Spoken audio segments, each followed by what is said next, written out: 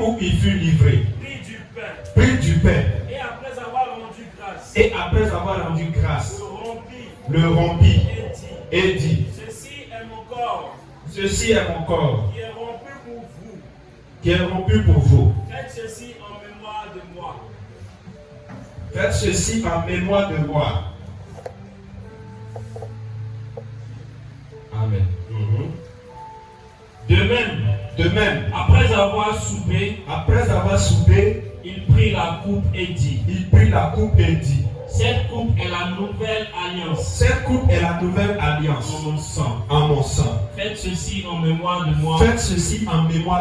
Toutes les fois que vous en boirez.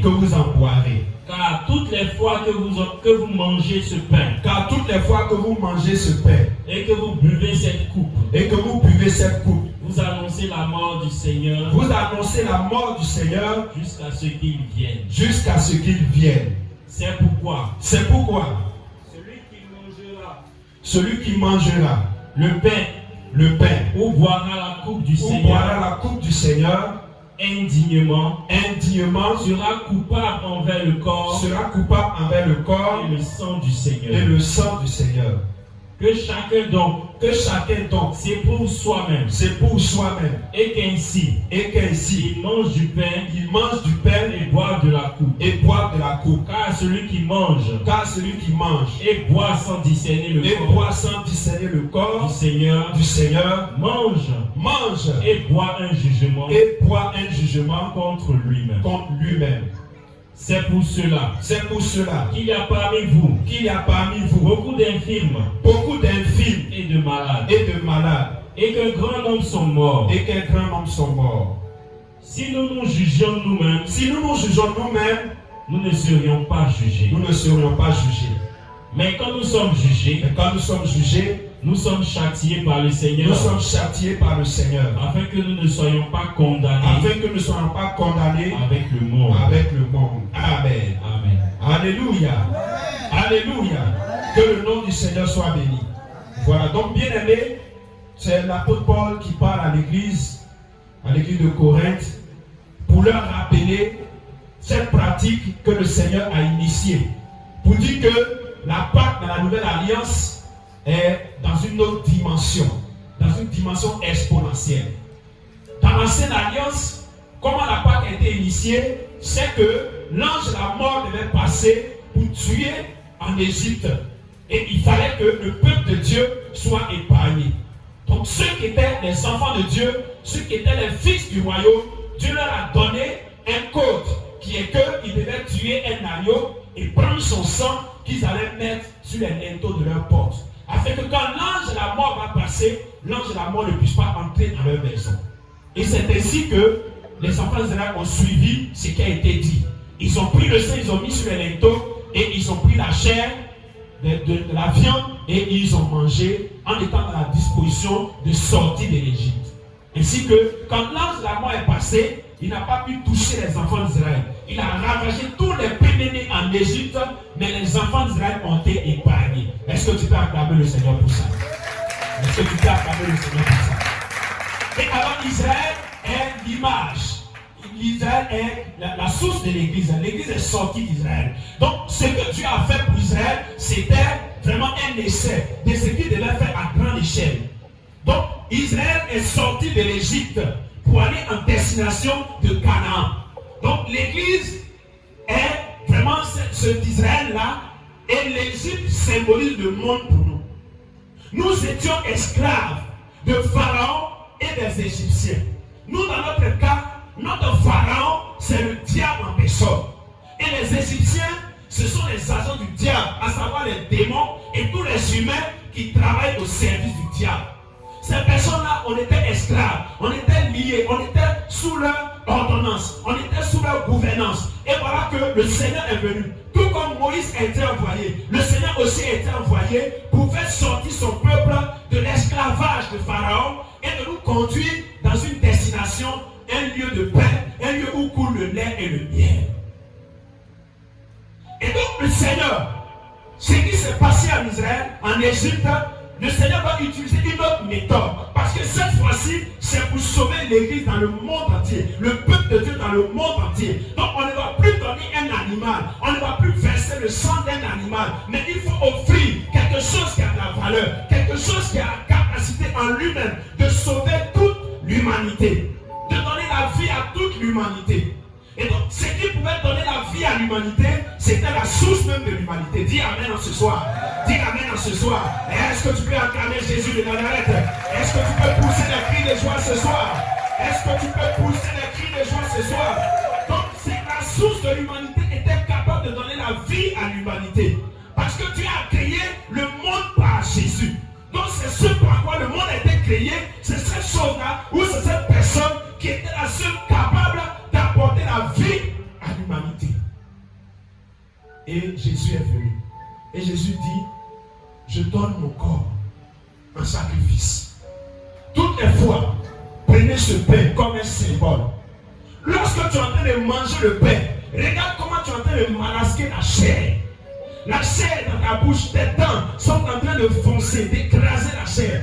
Il est en train de te dire que c'est comme ça qu'il a souffert pour tes péchés. Alléluia. C'est comme ça qu'il a été réduit à néant à cause de tes péchés. Lorsque tu prends le pain, ce n'est pas, on ne vient pas ici dans le but de se rassasier, mais on vient, c'est en mémoire. Il dit en mémoire de moi. Donc pendant que tu mets le morceau de pain dans ta bouche, que tu es en train de manger, il faut te dire que c'est comme ça que la chair de Jésus a été maltraitée. Quand ils ont pris des clous, quand ils ont pris les chicottes, ils ont commencé à le frapper, ils ont commencé à réduire sa chair en morceaux. La souffrance qu'il a endurée. Quand tu manges le pain, tu es en train de symboliser cela, tu es en train de mémoriser cela. Et c'est pourquoi, à la sortie de là, tu ne joues plus avec le péché. Parce qu'il dit que lorsque nous continuons, retournons encore dans le péché, c'est comme si nous étions avec les Juifs en Israël, avec les Romains, et nous sommes en train de participer à la crucifixion de Jésus. Donc de façon symbolique, tu participes à sa crucifixion. Mais lorsque tu t'auras péché, tu participes maintenant physiquement, réellement. Dis Amen. Alors, on ne doit pas manger le pain, le corps du Seigneur de façon indigne. Nous devons savoir que nous avons été rachetés du péché. Nous ne sommes plus esclaves du péché. Nous sommes passés de l'Égypte pour aller à Canaan. Dis Amen. Dis oh yes. Et je vais nous donner une révélation de taille. Lorsque Moïse est sorti avec le peuple, Moïse dans l'ancienne alliance symbolise Jésus dans la nouvelle alliance. Dis Amen en ce soir. Dis Amen en ce soir. Lorsqu'ils sont sortis de l'Égypte, ils partaient avec le peuple, mais ils sont arrivés à une frontière et il y avait un obstacle qui les empêchait d'entrer dans la terre promise. Cet obstacle, c'était la mer Rouge. Et ils étaient bloqués. Les enfants d'Israël pleuraient, ils se lamentaient. Et Dieu va dire à Moïse, pourquoi tous ces cris? Lève seulement le bâton. Et c'est ce que Jésus a fait à la croix du Calvaire. Dis Amen en ce soir. Le bâton que Moïse a levé sur la mer Rouge, c'est la croix que Jésus a portée à Golgotha. Parce que c'est le même morceau de bois. Est-ce que tu peux acclamer le Seigneur? Est-ce que tu peux acclamer le Seigneur? Mais pourquoi ils ne sont pas passés par la mer Méditerranée? Pourquoi ils ne sont pas passés par l'océan Atlantique? Et que le Seigneur a pris la direction de la mer Rouge? Parce que la mer Rouge était aussi le symbole de quelque chose. Dis Amen en ce soir.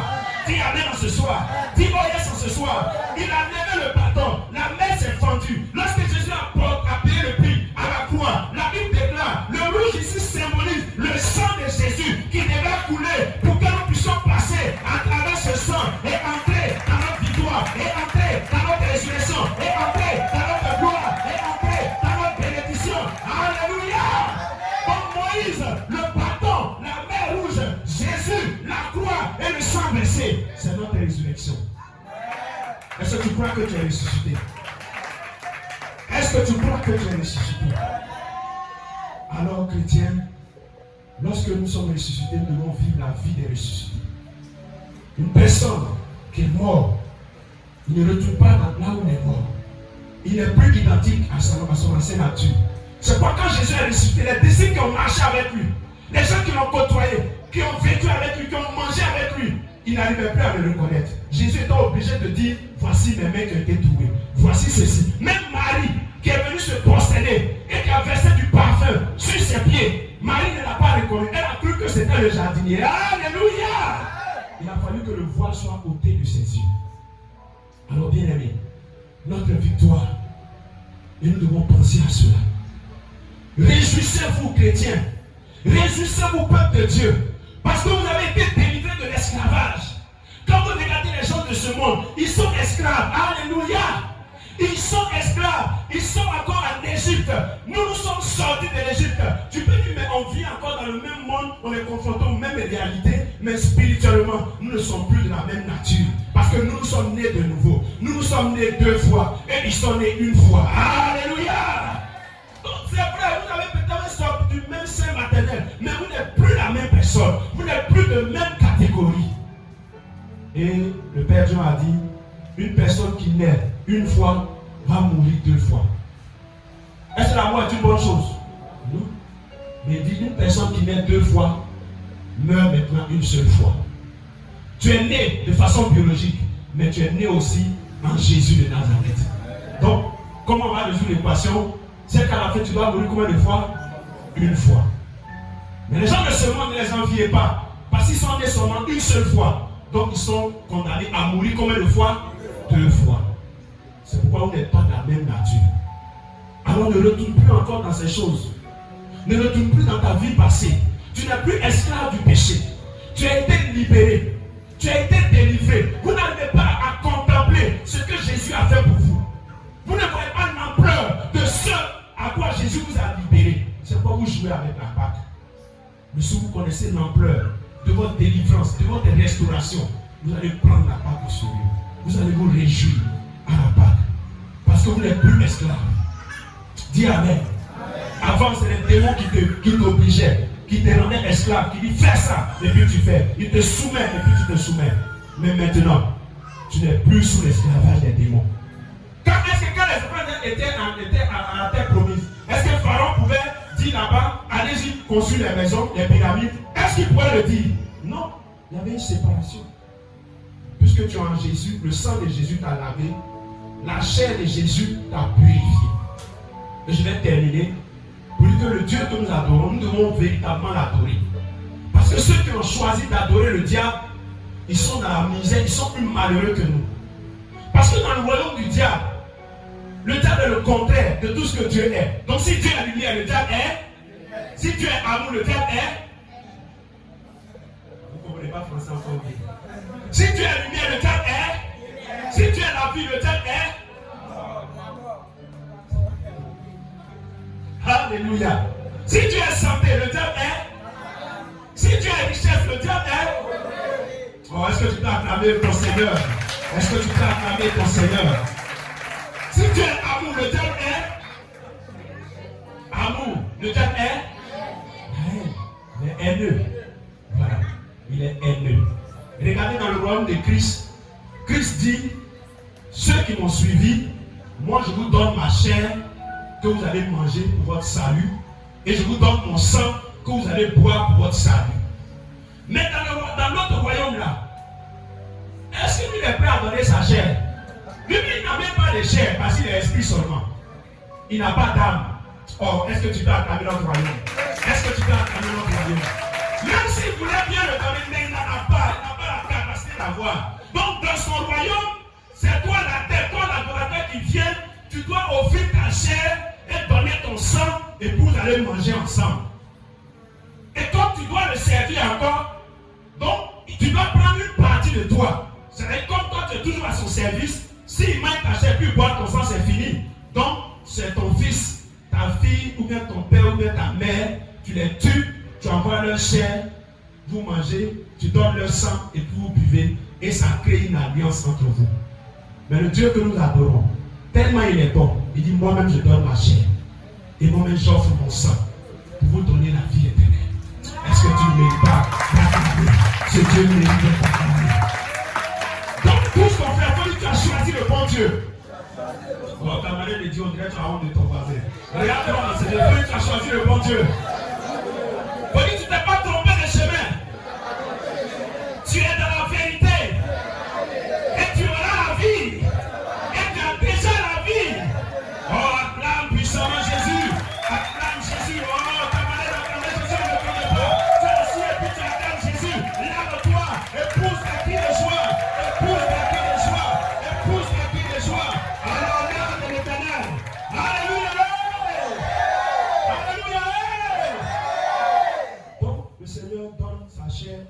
sang. Mais chez le diable, c'est toi-même tu viens donner ta chair, et puis toi-même tu donnes ton sang, et puis vous mangez ensemble. Mais Jésus là, lui donne sa chair, et puis il offre son sang, pour que son peuple soit sauvé. Mais le diable, il prend dans son troupeau, il mange, et puis il devient puissant. Donc voyez le contraste. Pour que le diable soit puissant, c'est le sang de ses brebis. C'est la chair de ses brebis qui le rend puissant. Mais ce qui rend Jésus puissant, c'est quand il donne sa chair à ses brebis, quand il donne son sang à ses brebis. C'est pourquoi la Bible dit, il a reçu le nom qui est au-dessus de tout nom. À tel enseigne que dans les hauts cieux, sur la terre et sous la terre. Oh, faut dire que tu as choisi l'extraordinaire. Frère, dans les cieux, regardez-vous jouer à Jésus. Hein. On dit dans les cieux, où le Babatiel, le Père créateur assis. On dit quand on prononce Jésus là-bas, tout genou fléchit. Ça veut dire qu'il y a le Babatiel en même temps. C'est Jésus qui est le Babatiel. Vous n'avez pas, c'est quoi il a dit à Philippe, depuis là je suis depuis tu ne me reconnais pas. Si dans les cieux, on dit tout genou fléchit. Bon, si le Père éternel est à part et puis Jésus est à part, c'est dire que le Père éternel doit fléchir chez nous aussi. Oh, le Père éternel c'est Jésus. Oh, est-ce que tu peux acclamer Jésus ce soir? Est-ce que tu peux acclamer Jésus ce soir? Est-ce que tu peux acclamer le lion de la tribu de Judas, le récepteur de David, l'alpha et l'oméga, le premier et le dernier? Et quand on vient sur la terre est la partie qu'il a donnée aux hommes. Quels que soient les rois, quel que soit Obama, quel que soit Joe Biden, même Vladimir Poutine, quand le nom de Jésus est prononcé sur cette terre, il ne sait pas quel nom qui est grand sur cette terre actuellement. Mais tous ces noms-là fléchissent les genoux devant Jésus. Quel que soit ce qu'ils sont obligés, ils sont condamnés à fléchir les genoux devant Jésus. Quand on quitte maintenant sur la terre, quand le diable a été chassé, le Seigneur n'a pas envoyé le diable sur la terre. C'est sous la terre, son royaume-là, où il règne, c'est en enfer. Donc c'est en bas de nous. C'est parce que nous donnons l'occasion. Sinon la terre a été donnée au fil des hommes. Qui n'est pas d'accord? C'est nous qui donnons même Dieu lui-même quand il doit venir sur la terre, c'est un homme qui lui donne l'occasion de venir. Quand les démons aussi doivent venir, c'est un homme aussi qui leur donne l'occasion de venir. Donc quand il les a précipités, ils étaient en haut. Mais quand il les a précipités, il les a envoyés sous la terre, c'est-à-dire en bas de nos pieds. C'est là-bas que Satan règne. Mais dit même là-bas, une fille qui était sirène des autres qui s'est convertie, elle dit une fois Satan l'a envoyé pour faire combien pasteur? C'est pas tous les pasteurs comme dit, voilà. Et quand elle est partie, elle a échoué. Elle est retournée, elle coulait dans le rôle de Satan. Et là-bas, elle dit, bon, c'est son témoignage, celle que vous appelez Vierge Marie ici, c'est elle qui est la reine des côtes.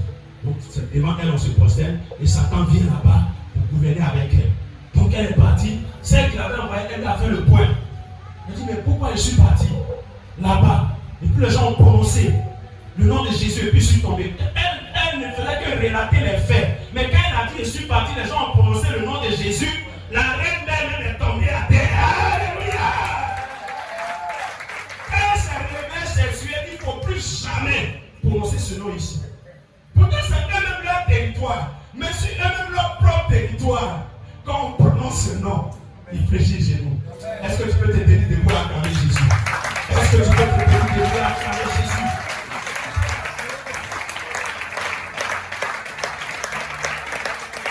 Alors chrétiens, réjouissons-nous que la Pâque, la réjouissance continue chez toi à la maison. Dis Amen.